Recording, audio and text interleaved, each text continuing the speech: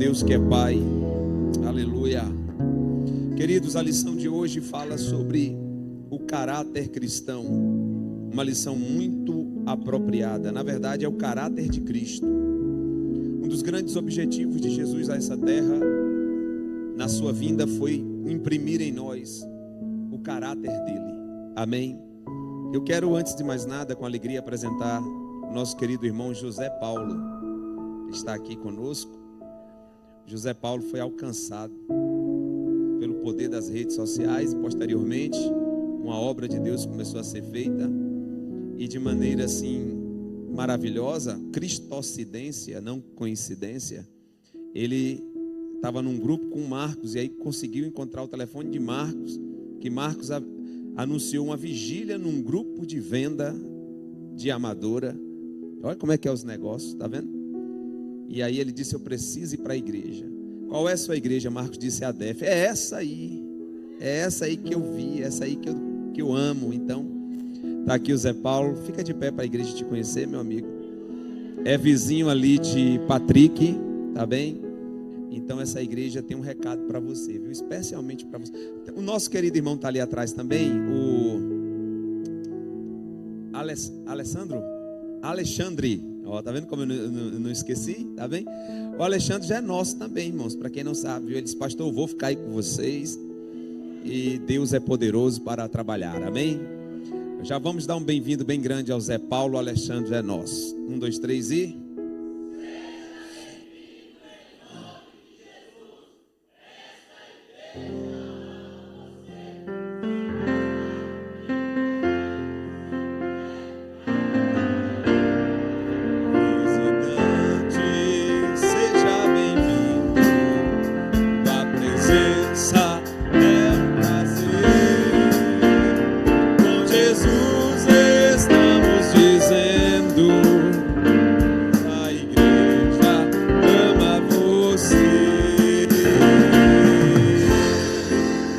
Deus abençoe, sinta-se acolhido. Esse é o sentimento da igreja DEF de Velas. Queridos irmãos, como começamos falando, esta lição tem como objetivo revelar-nos o caráter de Cristo, com o intuito de nos moldar como pequenos cristos.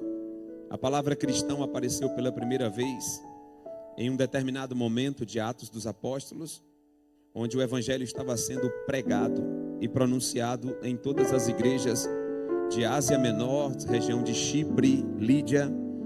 E aí começaram a falar daqueles que testemunhavam de Cristo, chamando-os de cristão. E a palavra cristão quer dizer pequeno Cristo. Então todos nós que aqui estamos nessa noite, que cunhamos essa palavra, nos apropriamos da mesma, nós estamos mostrando para o mundo que nós somos um representante de Cristo em pleno século 21 em Portugal. Nós somos pequenos cristos. E a lição de hoje é uma lição muito rica em suas aplicações. Desde o capítulo 13 que lemos de João, verso de número 15, né?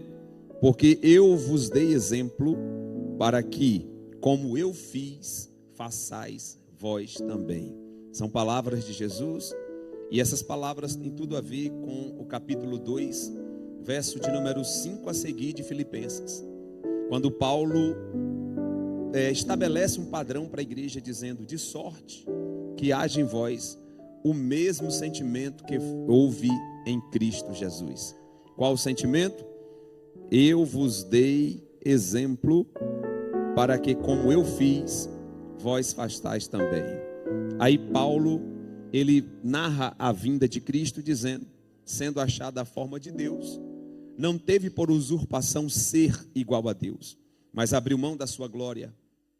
Ali o termo no original é o termo chamado gnosis, né? O esvaziamento. Ele se esvaziou da sua glória, não deixou de ser Deus, mas deixou a sua glória de lado para cumprir uma missão como homem e assim executar o maravilhoso plano de salvação. Só que Paulo, ele diz que Jesus veio descendo, era como Deus, assumiu a forma de homem, morreu a morte de cruz, pelo que Deus lhe deu um nome que é sobre todo nome. Diferentemente dos homens caídos que tentaram levantar uma torre para chegar até o céu e estabelecer um trono do qual ninguém poderia os destituir, o homem querendo subir a qualquer custo. O exemplo de Cristo é, sendo a forma de Deus, já estando lá, ele desceu assumindo a forma de homem. E na forma de homem, que já era por demais pequeno, ele assumiu a forma de morte de cruz, de malfeitor, para que por meio do sacrifício de Cristo, esta igreja pudesse estar reunida aqui nessa noite. A introdução da nossa revista fala sobre essa perspectiva do caráter cristão, né? Jesus abrindo mão da sua glória. Eu queria que você anotasse nessa noite, se você trouxe alguma caneta ou no telemóvel, só para não esquecer: o Filho de Deus desceu à terra para ensinar os filhos dos homens como é se comportar como Filho de Deus. O Filho de Deus desceu à terra para ensinar os filhos dos homens como é ser filho de Deus. Então, mais do que Jesus apenas morrer na cruz, se é que eu posso dizer apenas, ele veio a essa terra para estabelecer um modelo, um padrão do reino. Jesus veio para nos mostrar uma direção. Não é à toa que ele disse: eu sou o caminho. Caminho é direção, caminho é norte, caminho é direcionamento, caminho é rumo. Ele está dizendo: eu vou ensinar para vocês para onde vocês devem ir e como vocês devem ir. Amém?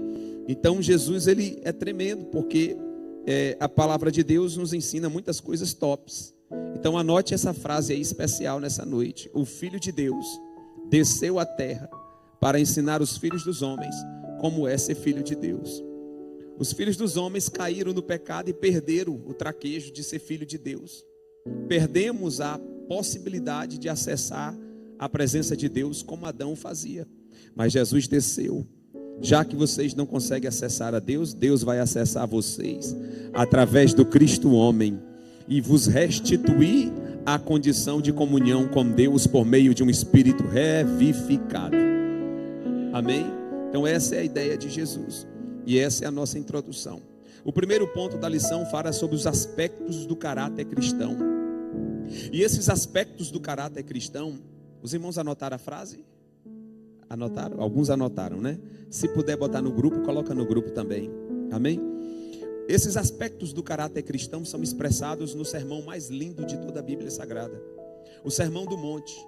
Para que os irmãos tenham ideia, o Sermão do Monte começa no capítulo de número 5 e só termina no capítulo de número 8. São 3 capítulos do Evangelho de João.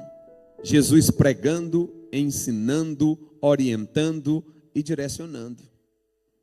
Porque o discípulo, ele não quer só milagre. O discípulo, ele quer entender como é que funciona o reino e qual o seu destino final. A função do discípulo é essa. E esse Jesus que é mestre, pregou o maior sermão de toda a Bíblia, o Sermão do Monte. Começa no capítulo 5, só termina no capítulo 8.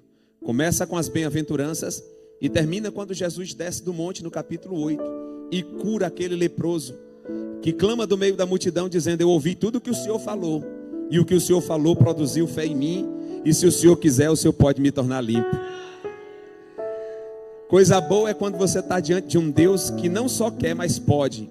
Enquanto outros estão diante de deuses que não podem e nem querem porque não tem sentimento, nós temos um Deus que quer e pode. O seu Deus quer e Ele pode trabalhar na sua vida, operar na sua vida, curar a sua vida, transformar a sua vida, abençoar a sua vida de maneira especial. Jesus disse: eu quero, o homem ficou limpo imediatamente. Então, as palavras de Cristo produzem em nós sentimentos que nenhuma filosofia no mundo consegue produzir. Sentimentos de fé. As palavras de Cristo aguçam a esperança, e foi o que aconteceu com esse leproso. Ele resolveu dizer: olha, eu estou condenado pela sociedade, fui avaliado pelo sacerdócio, não tem mais jeito para mim, eu estou condenado, não tem mais jeito. Mas depois que eu ouvi esse homem, depois que eu ouvi essa pregação, acendeu dentro de mim uma certeza, acendeu dentro de mim uma confiança que não dá para explicar, e eu preciso ir até ele. É isso que as palavras de Deus fazem com a gente, irmãos. Elas nos atraem como um anzol para Jesus Cristo. Jesus é o pescador por excelência, nós somos os peixes. E quando nós ouvimos a palavra, ela nos fisga e o Senhor nos traz para Ele. Oh, glória a Deus. Todo anzol lançado não tem outro objetivo e nem outro destino senão voltar para aquele que o lançou. É por isso que Isaías diz que as palavras do Senhor não voltam vazias. Elas são como a chuva que rega a terra e que vem lançada para o seu fim, mas que cumpre tudo aquilo pelo qual ela foi enviada. Essa é a palavra de Deus. Amém? Então, no primeiro ponto da nossa lição, nós temos os aspectos desta pregação, deste sermão profético, deste sermão maravilhoso, o Sermão do Monte. E Jesus começa com a primeira bem-aventurança. São aproximadamente 9 bem-aventuranças. São 6 bem-aventuranças e no final tem um galardão de alegria. Mas Jesus começa com a primeira bem-aventurança falando sobre os pobres de espíritos, irmãos. Nós precisamos entender o que é ser pobre de espírito. Mateus capítulo 5, verso de número 3. Isso aqui não é apenas humildade. O nosso comentarista, ele trouxe a ideia da humildade. O pobre de espírito teria a ver com a humildade. Mas eu ensinei para os irmãos um recurso top aqui na aula de quarta-feira, naquela Bíblia digital, My Bible, onde eu mostrei para os irmãos que você pode acessar ali o dicionário do original. E se você for no dicionário do original para pobre de espírito, você vai encontrar algo tremendo e maravilhoso. Não se prende apenas à humildade, mas se prende à capacidade de se refazer sempre que for necessário. Então, o humilde de espírito, o pobre de espírito é alguém que está sempre disposto a se refazer todas as vezes que for necessário. Quanto mais ele for abatido, mais ele gera a capacidade de se levantar e de se refazer. Quanto mais ele for humilhado, mais ele gera vontade e disponibilidade de se refazer. Quanto mais ele for perseguido, mais ele tem motivação e não para por meio da perseguição. Por quê? Porque ele é pobre de espírito. A pobreza aqui não tem uma conotação negativa, é uma conotação positiva. Por quê? Porque é a capacidade de se auto-esvaziar e compreender a dependência que tem de Deus. Diga comigo, o verdadeiro pobre de espírito é aquele que é confrontado na sua humanidade. E depois de confrontado, de maneira inteligente, percebe que não pode mais viver sem Deus, Ele é um eterno dependente de Deus. Ser pobre de espírito é compreender-se enquanto ser finito, enquanto ser frágil, enquanto ser que precisa de um ser maior para auxiliar. Isso é ser pobre de espírito. Então a pobreza pela primeira vez na Bíblia tem uma conotação positiva.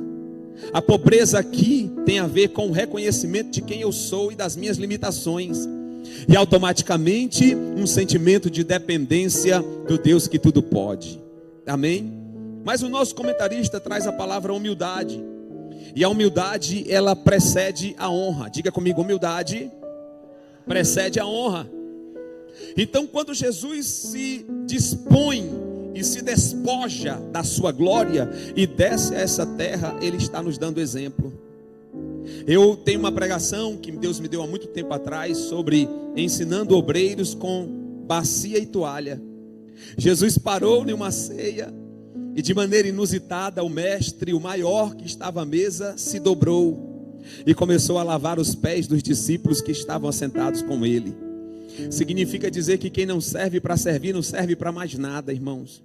O maior objetivo, a maior missão nossa na igreja é servir ao Senhor e servir uns aos outros. É por isso que ele diz no capítulo 13 do texto base aqui da nossa lição, que está no capítulo 13 de João e verso de número 15, ele diz: eu vos dei o exemplo. Eu vos dei o exemplo. Irmãos, palavras convencem, mas exemplo arrasta. Anote de novo aí, palavras convencem. Anote aí, Rose, para botar no grupo. Palavras até convencem, mas exemplo arrasta. É por isso que Jesus é o nosso padrão, é o nosso modelo. É por isso que quando você estiver meio assim, meio xoxo, pneu meia vida, pneu murcho, olhe para Jesus de Nazaré. Olhe para o nosso maior exemplo. E se tiver faltando alguma esperança, imprima João 14:1. Não se turbe o vosso coração. Crede em Deus. Imprima, bota na porta do quarto. Essa promessa diz respeito a você e é uma das maiores.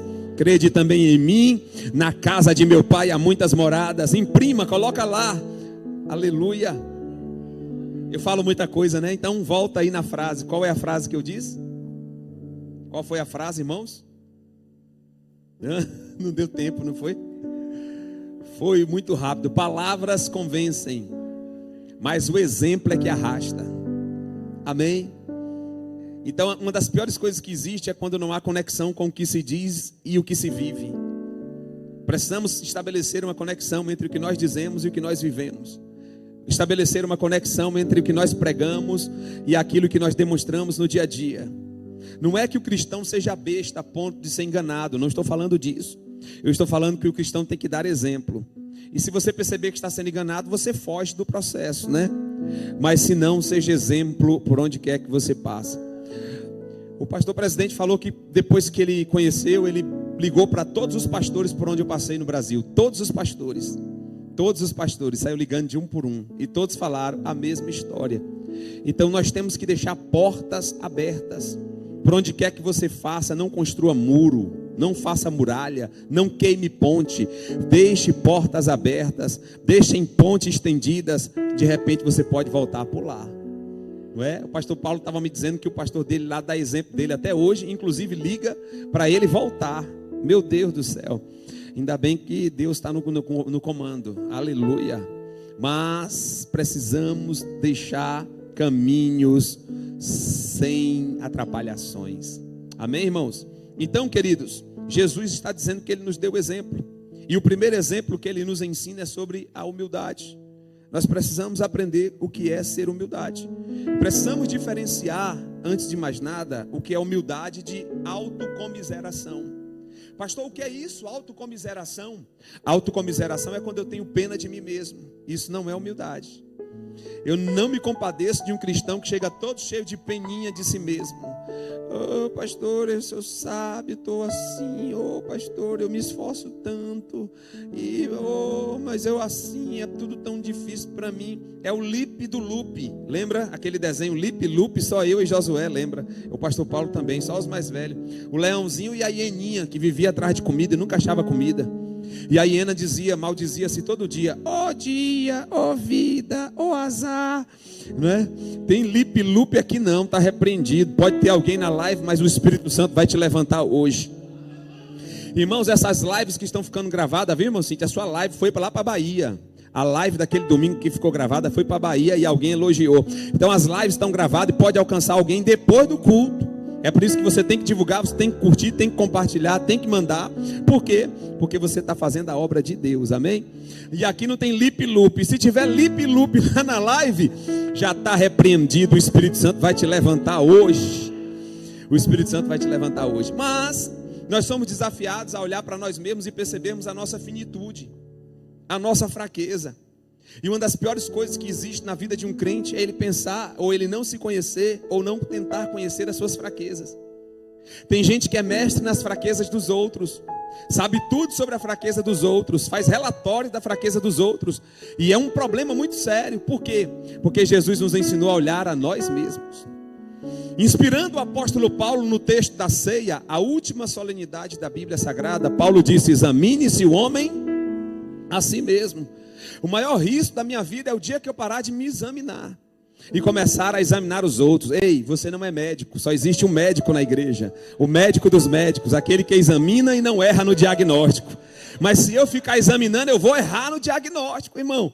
Muito cuidado em nome de Jesus, só existe um médico dos médicos. Então a humildade é a capacidade de se perceber, de perceber o quão frágil nós somos, quão finito nós somos. E portanto, o quão dependentes de Deus nós somos. E dependentes uns dos outros. Nós colocamos aqui na terça-feira a foto daqueles dois jovens, né? Um amarrado nas costas do outro, vocês lembram?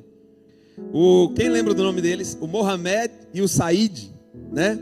O pequenininho com as pernas atrofiadas e o outro que era cego. Fizeram uma parceria que deu sucesso, deu certo. Por quê? Porque só nenhum conseguia fazer nada, mas juntos um via e o outro andava, um via e o outro andava. É isso que Deus faz com a igreja, irmão. Deus pega um com habilidade, pega outro com outra habilidade, junta essas pessoas e o reino dá certo, o reino progride, a gente avança, a gente cresce, a gente melhora enquanto pessoa. Tem um detalhe muito sério, viu? Quando aparecer alguém no seu caminho que te tirar a paz, é um projeto de Deus para te melhorar nessa terra, né? Esse negócio de igreja é um negócio tão dinâmico que às vezes Deus coloca alguém na igreja para pisar no nosso calo. Isso não acontece em Odivelas, nós somos uma igreja pequena e o povo é muito ocupado. Mas nas igrejas grandes no Brasil acontece muito isso. De alguém se levantar do nada, pisar no calo do outro. E é um grande desafio para o crescimento. É uma oportunidade ao crescimento. Por quê?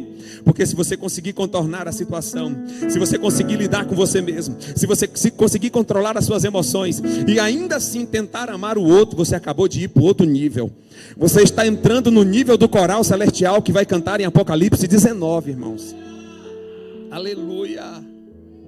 Aleluia. É por isso que existe esse projeto. Isso aqui é um projeto que tinha tudo para dar errado. Cada cabeça um mundo, cada visão, experiências particulares, trejeitos, lacunas na mentalidade e também na própria personalidade, traumas oriundos da infância, escassez. Tem gente que passou fome, tem dificuldade de dar um pão para alguém. Tudo isso está dentro da igreja. E aqui nós somos desafiados a crescer, a melhorar enquanto pessoa. E sabe quando é que eu melhoro? Quando eu percebo que eu posso ser um cego precisando dos olhos de outro. Sabe quando é que eu melhoro? Quando eu percebo que eu sou um manco e de repente preciso das pernas dos outros. E quando a gente se lança na dependência um do outro, se cumpre na nossa vida o que aconteceu quando Israel passou o Rio Jordão e Josué foi chamado pelo Espírito Santo para dizer: eu quero que um homem de cada tribo pegue uma pedra no leito do rio. Alguém perguntou do meio da multidão: para que essas pedras, Josué? É porque Deus pediu para fazer um altar com elas, e eu vou sacrificar sobre elas. E em Gilgal, Josué sacrifica sobre as pedras. E Deus bradou do céu dizendo: Josué, aprendeu a lição? Todas as vezes que vocês estiverem unidos, a vossa união forma um altar de adoração ao meu nome. Esse projeto aqui é um projeto tão lindo que quando a gente está unido, pastor Paulo, em detrimento das nossas diferenças e fraquezas, nós formamos um altar de glorificação ao nome do Senhor. Isso tem que ser ensinado nas igrejas por aí afora, irmãos. Amém? Diga: eu preciso funcionar. E para eu funcionar, eu preciso me ater ao primeiro ponto da lição: ser humilde. Ser humilde, ser humilde, ser humilde. Não tem honra sem humildade. Não tem reconhecimento sem humildade. Não tem boa colocação sem humildade. Não tem nome lembrado sem humildade. Mas quando você é humilde, pode ficar certo de uma coisa: seu nome fica registrado nos livros das memórias de muita gente e no livro da memória de Deus. Segundo ponto, Jesus vai falar agora sobre os mansos. Mateus capítulo 5, verso de número 5. Jesus chama isso de uma virtude tremenda, a mansidão. O escritor da nossa lição faz um comentário sobre isso, que a mansidão é a virtude. Diga comigo: virtude. A palavra virtude quer dizer, sabe o quê? União de atributos positivos. A palavra virtude quer dizer união de atributos positivos. Quando Jesus disse: saiu de mim virtude, ele disse: saiu atributo para curar. Saiu um poder para curar de mim, virtude. O que é virtude? União de atributos positivos. Tem gente que não está anotando nada, mas tudo bem. Você confia na sua mente? Eu nunca confiei na minha mente. Quando eu estava nas aulas lá na escola, professor falando e eu anotando tudo. Eu tinha 4 cadernos de 12 matérias cheio de coisa. Mas vamos lá, olha aqui o que o autor está dizendo. É a virtude que se opõe à rudez. Sabe o que é a rudez? É ser rude. Então, a mansidão é o contrário de ser rude. Não, pastor, mas é porque eu sou assim mesmo, eu fui criado assim, eu sou nordestino, sou pernambucano. Ô, meu irmão, oi, paraibana. Não, meu irmão, em nome de Jesus. Não importa onde você nasceu, não importa a criação que você teve. Se nós cremos em Cristo, nova criatura nós somos. As coisas velhas já passaram, eis que tudo se fez novo. Nós somos desafiados a viver novidade de vida. E a gente precisa ser manso. Quem era brabo, valente, agora é uma ovelhinha. Não é verdade? Irmão, no mundo eu era brigão, audacioso, ousado e tudo mais. Talvez não tivesse mais vivo hoje. Boa parte da minha turma, que era uma turma de 8 homens, só tem 2 vivos, eu e o outro. Os outros tudo já foi embora. Mas quando eu vim para Jesus, eu tomei um 360 na vida e percebi que eu não era nada, que aquilo era tudo besteira, bobagem da vida. E aí Deus disse: quero ver se você está pronto. Mandou um atribulado pisar no meu pé na igreja. É desse jeito, para ver se você está. Ei, meu irmão, se Deus está levantando alguém no teu trabalho, se Deus está levantando alguém na tua casa, se Deus está levantando alguém na tua igreja, ou até mesmo na tua rua, saiba de uma coisa: Ele está querendo te testar. Deus está testando crentes aqui. Por quê? Não existe teste sem projeto para um novo nível. Vou dizer de novo: não existe teste sem projeto para o outro nível, irmão. Quando Deus testa alguém, Ele está dizendo assim: eu quero que você passe de nível. Chega de ficar nesse nível aí, está na hora de subir o nível. Oh, glória a Deus. Aí Ele bota aquela pessoa abençoada no seu caminho. Bota um pastor assim que nem eu, azedo. Para que é, pastor? Para te treinar. Para que, pastor? Para o próximo nível. Meu Deus, olha o pastor Paulo ali dizendo: me ajuda, Jesus. Amém. Vamos lá, irmãos. Então a mansidão é o contrário de ser rude. Você não foi chamado para ser grosso, você foi chamado para ser manso. Anote uma frase, está vindo coisa na minha mente hoje. Não dormi de ontem para hoje. Estamos terminando a nossa lição, que vai ser lançada agora terça-feira. E eu não consegui dormir. E depois de ontem com o presidente, depois daquela oração que ele fez, aquele negócio me contagiou. Não dormi, não preguei o olho de noite. E levei hoje direto. Mas saiba de uma coisa: o Espírito Santo trabalha na... Irmãos, deixa eu dizer uma coisa para nós aqui. Nós precisamos nos consagrar mais, irmãos. Nós precisamos chegar naquele nível que nada mais faz sentido e nada mais te muda nessa terra. E só existe um sentido: cumprir um propósito. Nada mais faz sentido, nem ter dinheiro, nem ter casa. Nada mais faz sentido, só existe um sentido: cumprir um propósito nessa terra. Fora do propósito eu quero ir embora. Foi o que o presidente falou ontem. Aquele negócio me contagiou de uma forma tão tremenda que eu disse assim: Jesus, eu estou precisando de colo. Me dá um colo. Eu vim para cá demais, me dá um colo. Que calada aqui, ó. Dá um colo, Jesus, dá um abraço. Tem gente precisando de colo aqui de papai. Antigo Testamento, Deus era Jeová. Novo Testamento, Jesus diz: Ele é Abba, Pai. E aí Paulo não se contenta com o Abba de Jesus e diz: Abba, Pai. É uma redundância, porque Abba já é pai. Mas por que Paulo disse Abba, Pai? Porque é papai ou paizinho. Como no hebraico não tem um superlativo, nem um diminutivo, tem duas palavras para dar certo: Santo dos Santos. Não tem Santíssimo, Santo dos Santos. Toda a ênfase que é dada é para mostrar o peso daquilo que está sendo falado. Paulo está dizendo: Ele é Pai, Pai. Ele é paizinho. Ô painho. Cadê o baiano? Ô painho. O pastor esqueceu. O senhor chamava seu pai de painho, sim, quando o senhor era pequeno. Painho, me dá aí um rebuscado, painho. Glória a Deus.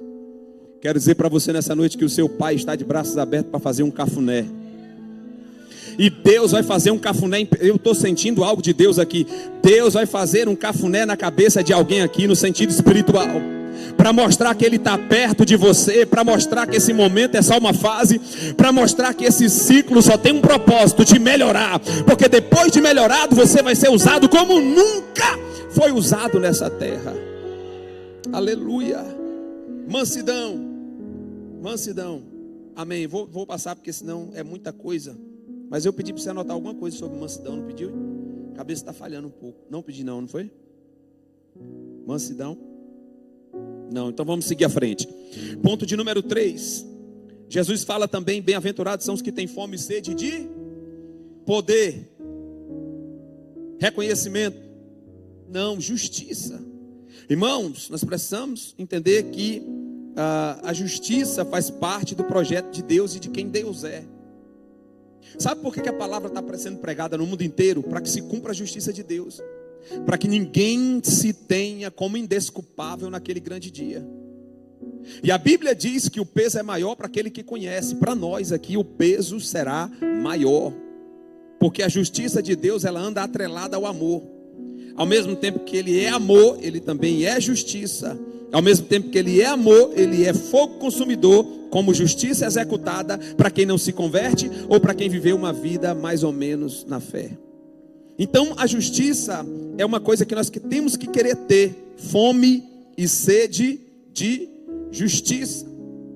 Jesus ordenou aos seus discípulos que priorizassem acima de todas as coisas o reino de Deus. E o que mais?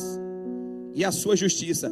Primeira característica da justiça do reino de Deus. Anota, irmã Rose. Primeira característica da justiça do reino de Deus. Todos são iguais. Nesse reino, todos são iguais. Esse negócio de igreja é um negócio tão top, que eu, no Brasil, conheci uma congregação das nossas, que o dirigente da congregação era servente de pedreiro. E na congregação desse dirigente, servente de pedreiro, tinha advogado, tinha engenheiro. Então o servente de pedreiro, na congregação, estava liderando o engenheiro. Na obra, o engenheiro liderava o servente de pedreiro. Na igreja, o servente de pedreiro liderando o engenheiro. Por quê? Porque não tem maior, todo mundo é igual. A diferença é um tipo de chamada que Deus estabelece, o resto não. Somos todos iguais. Isso é um padrão do reino, justiça. O maior erro do ser humano é pensar que é diferente do outro. O maior erro do ser humano é pensar que pode ser melhor do que o outro. Ninguém é melhor do que ninguém, irmãos. Somos todos iguais.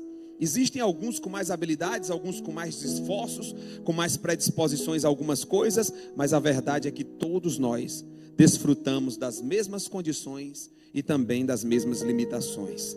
Amém? Então nós temos que ter fome e sede de justiça. Seja justo. Se for preciso perder, perde, deixa para lá. Amém? Quem está entendendo? Amém.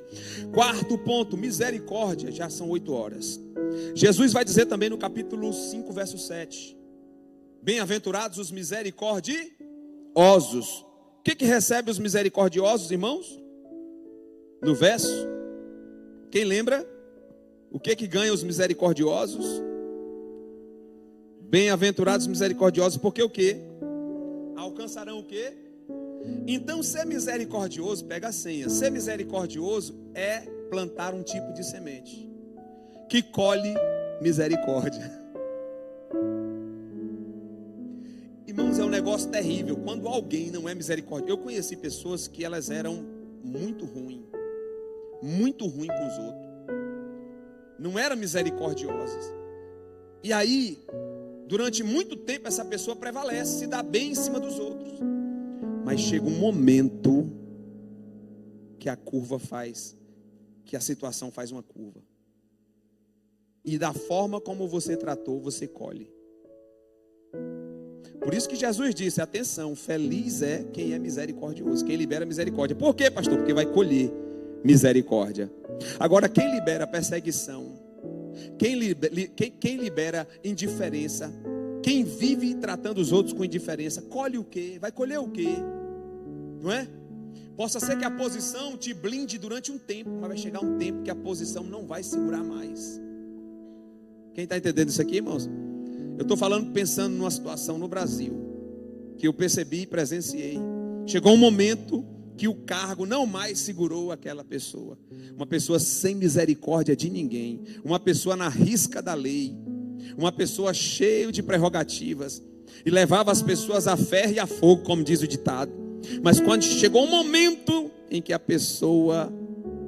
blindagem caiu. E aí, irmão, sabe qual foi a colheita? Misericórdia? Não. Porque quem planta vento, já diz o ditado.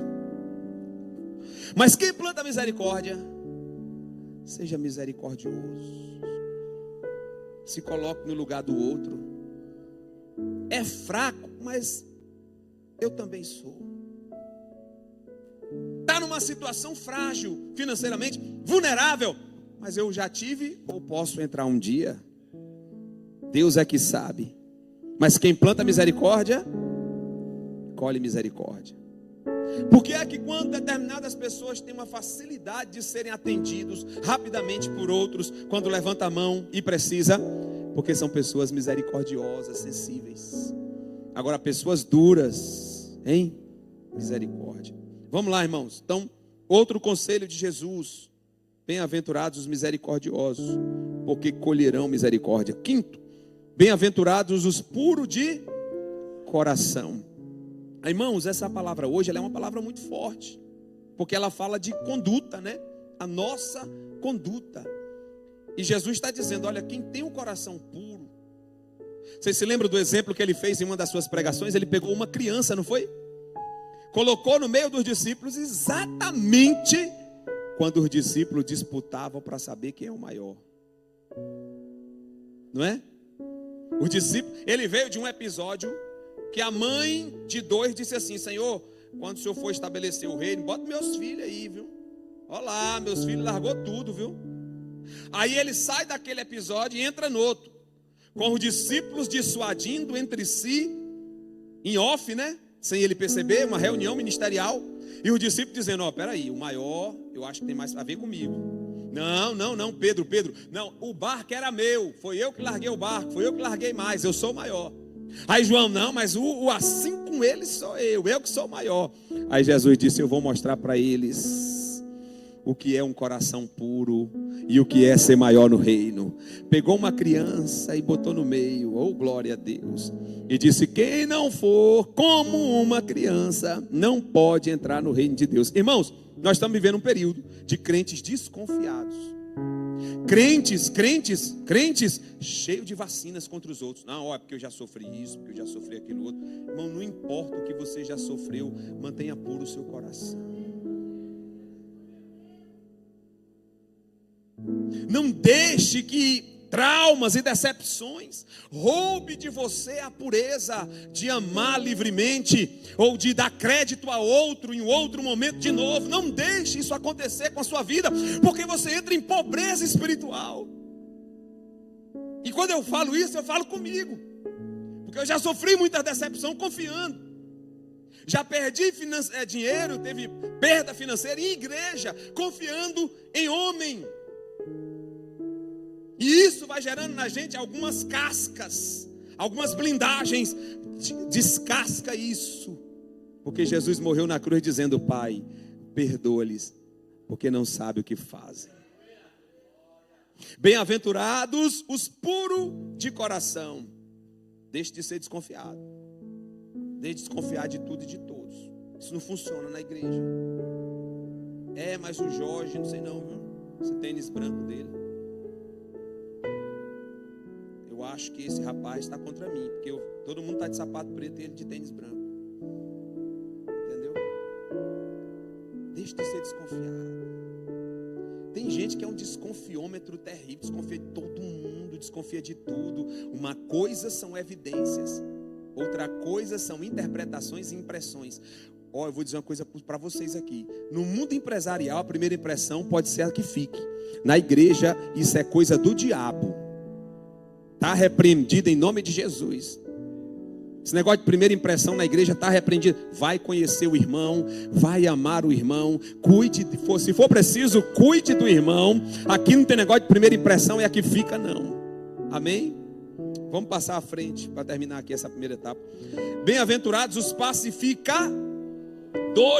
O que os pacificadores ganham, irmãos? Porque eles serão chamados de quê? Filho de Deus. Significa dizer que quem é violento, brigão, confusento é chamado de filho do diabo. O pacificador é chamado de quê? Filho de Deus. Leve paz. Não bote mais fogo no negócio não. Provérbios que nós estamos lendo, e aí eu quero puxar a orelhinha de alguns aqui. Pelo amor de Deus, entra no clima, vai na vibe. Viu o presidente falando ontem? Tem gente que é só vendo, só ver não quer dizer nada. Laodiceia é morna, está em cima do muro. Em cima do muro Deus vomita. Se decida, vem pro lado de cá, vem pro lado do time vencedor. Pastor, o que é isso? Estava tão bom. Mas olha só, estou dizendo tudo isso para você ler também comigo o livro de Provérbios, interagir lá, leitura concluída, viu? Amém? Então, Provérbios 15 que nós lemos, o que diz Provérbios 15, verso 1? A palavra dura suscita a ira, mas a branda desvia o furor. Eu já entrei em briga de família que o pau estava comendo. E rapaz, pegando fogo, o fogo estralando no bosque. E aí você chega num e diz: calma, ao tom, calma. Não é bem assim não. Olha de outro, muda a lente, olha com outro olho. Ele está defendendo o outro. Calma, não é não. Não, calma. Agora, se você entrar de sola, o que é que você recebe? Tem gente que diz assim: ó, pastor, eu não tenho nem pavio. Eu vou orar para o Espírito Santo te dar pavio. Sabe como é que o Espírito Santo dá pavio? Deserto. O Espírito Santo dá pavio para crente, dando um desertinho para ele, que aí ele fica logo, né? Fica diferente. Então, bem-aventurados o quê? Os pacificadores. Seja pacificador. Você está vendo? Um me disse com alguém, chega lá e diz: calma, olhe, cuidado. Entendeu? Cuidado. Eu me lembro quando eu cheguei aqui, alguém chegou e disse assim: ih, rapaz, mais um, isso aí deve ser igual, não sei o que, não sei o que. Calma. Aí juntou mais uns 3 para conversar. Calma. A primeira impressão é coisa do diabo. Vamos conviver, vamos nos compreender, vamos nos amar, vamos tentar nos entender. Amém? Olha aí para a Rose, olhe para o irmão que está do lado, olhe para a irmã Sandra aí, a irmã Gleide, olhe para a irmã Sandra e diga assim: ó, me entenda, me estude, ou gaste um tempo me estudando. Vai que você é o meu Sami, que vê o que eu não estou vendo. A oração do presidente foi essa ontem. O presidente disse: Senhor, me faz enxergar o que eu não estou enxergando, me faz ouvir o que eu não estou ouvindo, me deixa falar o que eu não estou conseguindo falar, me faça ver o que eu não estou vendo, me faz sentir no coração o que eu não estou sentindo. É a oração, não é? Cuidado, Elias. Elias estava acostumado com labareda de fogo. Aí Deus entrou na caverna lá com ele, num ventinho suave. Aí fala com ele no ventinho. Amém. Então, irmãos, bem-aventurados os pacificadores. Promova a paz. O segundo ponto para terminar, tenho 5 minutos para terminar. E aí, o autor faz uma conexão, nada mais, nada menos do que com Gálatas, capítulo de número 5, verso de número 22. Gálatas 5, 22. E o apóstolo Paulo chega a dizer o seguinte: mas o fruto do Espírito é o quê? Primeiro, amor. Segundo, gozo, ou seja, alegria. Terceiro, paz. Quarto, longanimidade. Quinto, benignidade ou bondade, né? Sexto, fidelidade. Sétimo, mansidão. Oitavo, temperança. Deixa eu dizer uma coisa para os irmãos: só dá para viver esse fruto aqui. Se você se isolar, isso nunca vai ser uma realidade na sua vida. Mas se você se lançar às relações, você estará sendo desafiado a viver o fruto do Espírito. Eu só consigo viver o fruto do Espírito em ambientes congregacionais, no meio de familiares, no meio da igreja. É aqui que eu sou desafiado.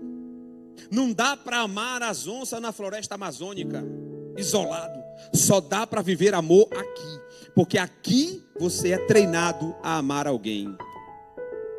Amém? Ontem eu ouvi uma frase que diz assim: a nobreza de um homem se mede quando este homem faz algo por alguém que não tem nada a oferecer a ele.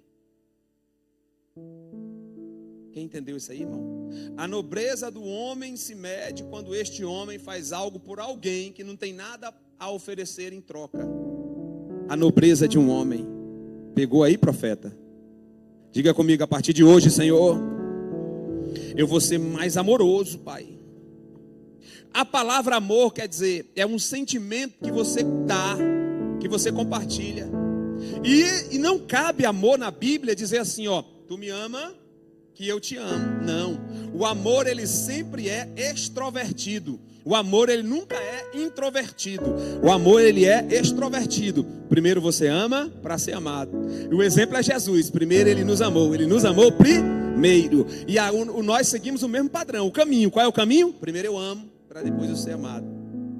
É por isso que não dá para ser desconfiado na igreja, porque o desconfiado ele tem dificuldade. Se ele sentir que ele não está sendo bem acolhido, ele não vai liberar amor e, portanto, ele não vai transcender, ele não vai ser melhor, ele não vai crescer.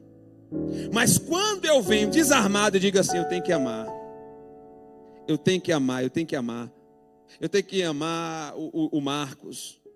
É um rapaz, me dá um trabalho doido, mas estou brincando, eu só falo com quem eu sei que não é nada disso. Mas eu tenho que amar. Por quê? Porque o amor, ele é extrovertido, é de mim para lá, não é de lá para cá. A mesma coisa funciona no relacionamento. Tem gente que fica esperando receber. Ei, Deus te criou para ser doador, você é doador. Você é doador. Você é doador universal. Como é o nome do sangue doador universal? O positivo, né? Então nós vamos botar assim, ó, eu como crente sou O positivo, sou doador universal. Doador de quê, pastor? Doador de amor. Doador de amor. E tem um detalhe, viu? Eu aprendi uma coisa com a mulher samaritana, que quanto mais água se tira de uma fonte renovada pela conexão com o céu, mais água a fonte dá. Vou repetir de novo. Quanto mais água se tira de uma fonte que está em conexão com o céu, mais água essa fonte dá. Se você está com a fonte meia boca, rasinha ou salobra, dê água. Porque quanto mais você dá amor, mais amor Deus te dá. Quanto mais você dá amor, mais amor Deus te dá. Tem gente, irmão, que ama mais o gato do que os outros.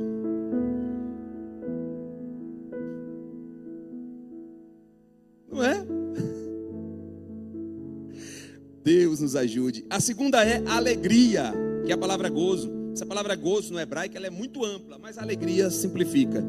Alegria, estado de estar alegre. Aqui não tem felicidade. Vamos separar. Deus não nos chamou para a felicidade. Sabe por que tem gente se frustrando dentro da igreja? Porque vem para a igreja buscando felicidade. Deus não nos chamou para ser feliz. Deus nos chamou para sermos alegres. E Deus nos chamou para viver um projeto, um propósito. Deus não nos chamou para sermos felizes. Ele nunca prometeu que nós seríamos felizes. Ele disse, no mundo tereis aflições, mas tem de bom ânimo, eu venci o mundo. Fiquem alegres, a vitória está garantida. Pastor, eu não vou ser feliz não, que negócio franciscano é esse? Vai, irmão, a felicidade vem a reboque.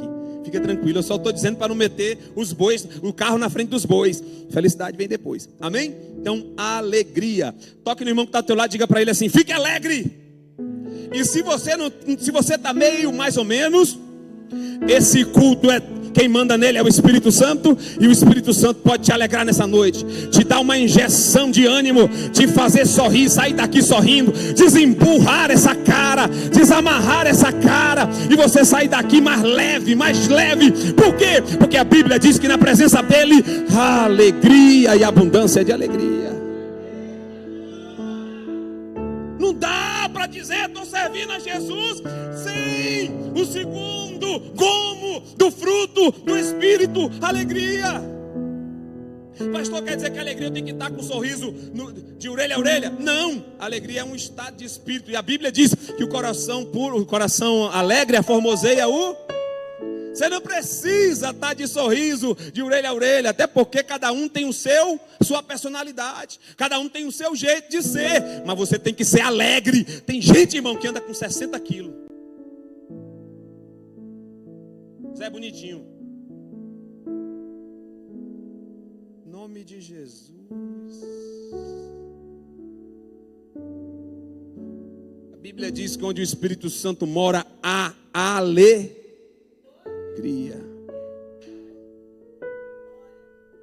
A palavra é como uma semente, ela faz assim, ó. Aí tem vários tipos de terra, vários tipos de solo. Tem solo que está pedregoso, não se abre. Aí, amém. Ponto 3, paz. Tem que ter paz. Crente com falta de paz é problema puro. A paz ela consiste no estado de graça proporcionado pela comunhão com Deus. Ô irmão, deixa eu dizer uma coisa para você. Esse negócio de pastor está se matando no Brasil, irmãos. Aí alguém chega assim e diz assim, pastor, mas é porque é muita coisa, covardia, é muita incompreensão, é muita perseguição. Irmão, a paz é um estado proveniente da graça de quem está em contato com Deus, irmão. quando eu olho para o pastor Robson e ele diz assim, ó, eu tenho tanto tempo com Deus diariamente e nada afeta, nada, eu posso perder tudo, posso perder todos, eu vou sentir, mas não vou perder minha paz. Eu vou, como humano sentir, a emoção vai ferver, mas não vou perder minha paz. Por quê?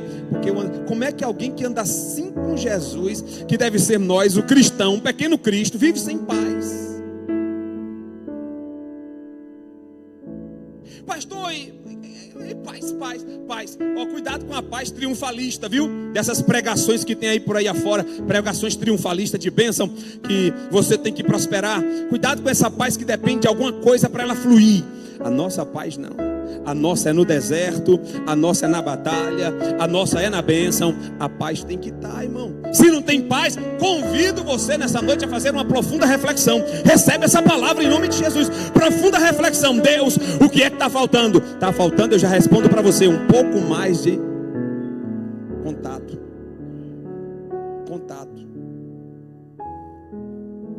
Nós conversávamos ontem, né, pastor Gilson? Já estou terminando. E aí nós conversávamos ontem. E aí o que acontece?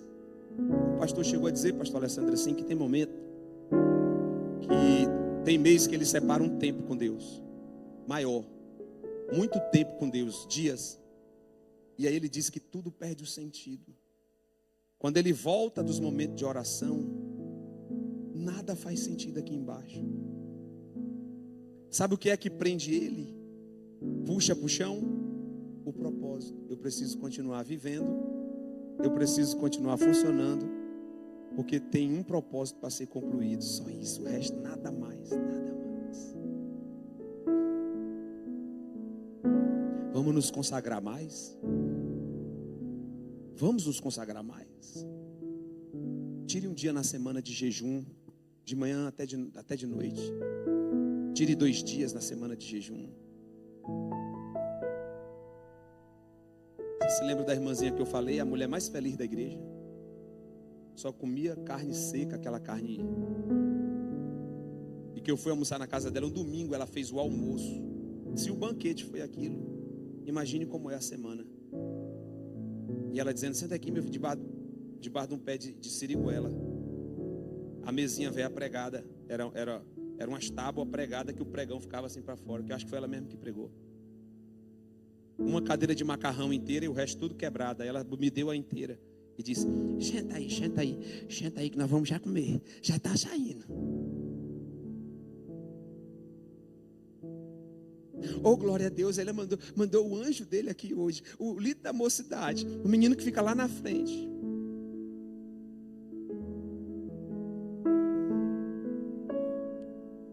A gente precisa refletir um pouco mais. Onde está o teu coração, aí está o teu tesouro. Sabe por que tem muita frustração? Porque o coração não está no reino, o coração não está no propósito. Eu só quero uma coisa: o que Deus quer.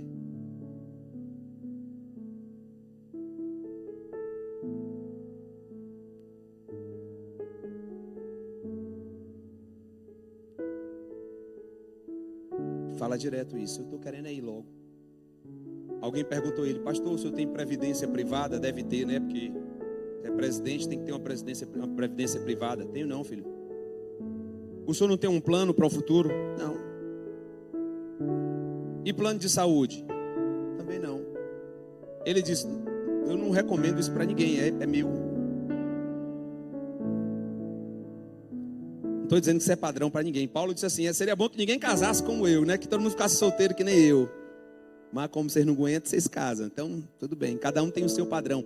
A Bíblia diz que é segundo a medida da fé de cada um. Tem que ser respeitado os limites de cada um. Mas vamos nos consagrar mais, irmãos. Eu estou sentindo uma fome de Deus, um desejo de Deus, uma vontade de chegar mais perto. Eu estou sentindo uma sequidão, estou sentindo uma falta de respostas. Eu estou sentindo uma falta de essência, precisando chegar mais perto do trono, mais perto dele. Ouvir a voz dele como um hálito no meu ouvido, como um som, como um vento no meu ouvido, falando comigo. Eu estou precisando disso. Tem alguém precisando disso aqui nessa noite? Então você vai tirar amanhã, domingo, para Não vou deixar, domingo é demais. Vamos deixar para segunda-feira, viu? Eu tô sendo bonzinho com você. Vamos deixar para segunda de manhã. Diga para Senhor, esse dia hoje está liberado para o Senhor.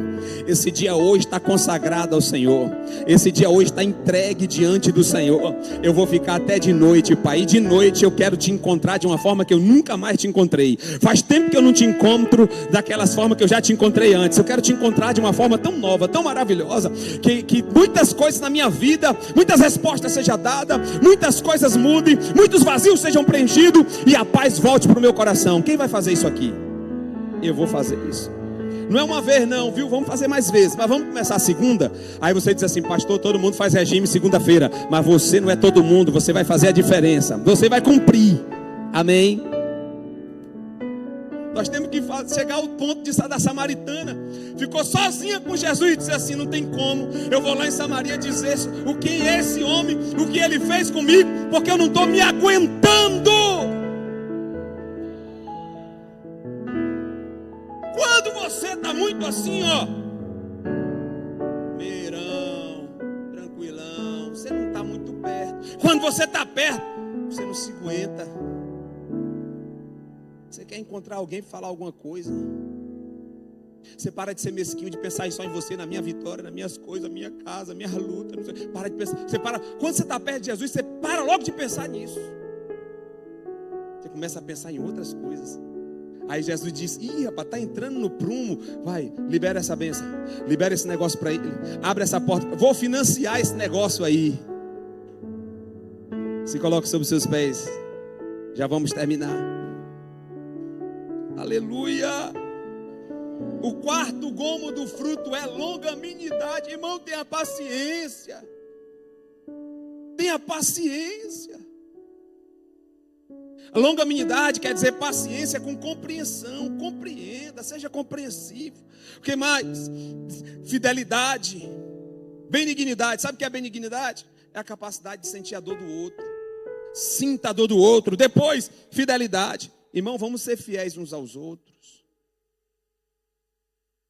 Vamos ser fiéis uns aos outros. Como assim, pastor? Não aceite que ninguém saia falando mal de ninguém para você. Não receba. Se não for uma questão para resolver, se é para resolver, tá bem? Aí você diz: não, pastor, realmente tem que falar sobre isso, tem que tocar nisso, tem que ir para cima para resolver isso. Se não for para resolver, só for só para falar, você diz: não. Sabe por quê?